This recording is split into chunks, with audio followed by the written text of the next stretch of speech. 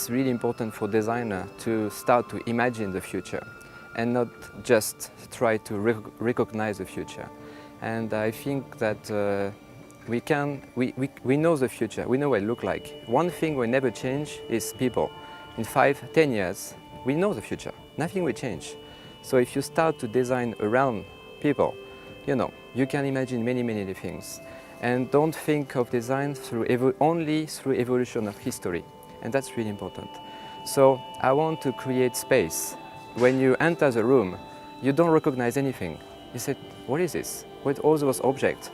But when you start to use them, oh, this is a chair. And you move away, oh, this is a kitchen. Oh, this is.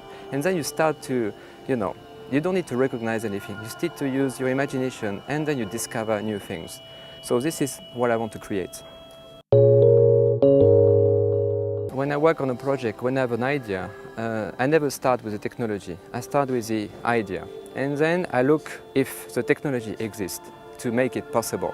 So you don't, as a designer, you don't look around, see what's existing and start to design. This is too late. Okay? You have to project yourself in the 1, 2, 3, 5 years. So actually, when I presented this project 2 years ago to Swarovski, it was not possible. The technology was not possible. The LED to control the sparks was not existing. The film for the balloon didn't exist. We had to find everything. And from the idea to reality, then you can find the technology. And the technology will follow you. And it's not the other way around. If you start with technology, it's too late. And that's we have to work as a designer. My source of inspiration, basically, design doesn't create a design, okay? You don't look at design to find an idea.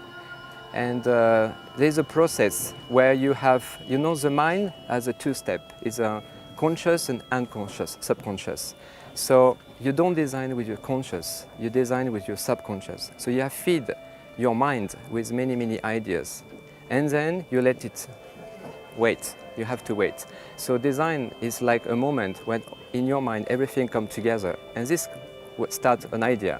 So you don't design with books around and you put together. This is editing. You don't create anything.